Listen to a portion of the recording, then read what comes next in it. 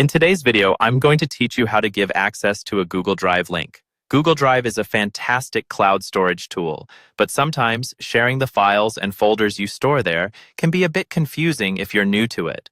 Don't worry though, because by the end of this guide, you'll have a solid understanding of how to easily share your files with others. Let's dive right in. First, you'll want to navigate to Google Drive.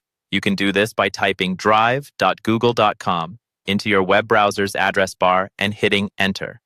Once you're there, you'll see a list of all your files and folders that you've stored. Next, find the particular file or folder you want to share. You can scroll through your list or use the search bar at the top to quickly locate it. Once you've found it, right-click on the item and you'll see several options appear in a drop-down menu. From the drop-down menu, choose Get Link. This step is where the magic happens. You'll notice a dialog box appears with different sharing settings.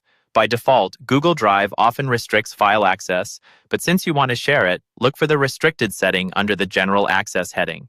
Click on it, and you'll see a small menu with other options pop up. Now select the option that says Anyone with the link. This will change the access setting, allowing anyone who has the link to view the file. If you want them to also comment on or edit the document, click on the drop-down next to where it says Viewer and choose either Commenter or Editor, depending on what level of interaction you want to allow. With the settings adjusted to your preference, the link is now ready to be shared. Before we move forward, a quick tip. Remember that when you make your file accessible to anyone with the link, anyone you provide the link to can further share it. So always ensure that you're comfortable with the information being openly accessible. Click on the Copy Link button to copy the shareable link to your clipboard.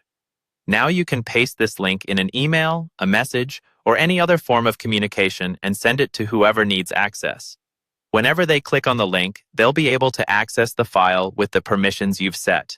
And that's it. You've just learned how to share a Google Drive link with anyone.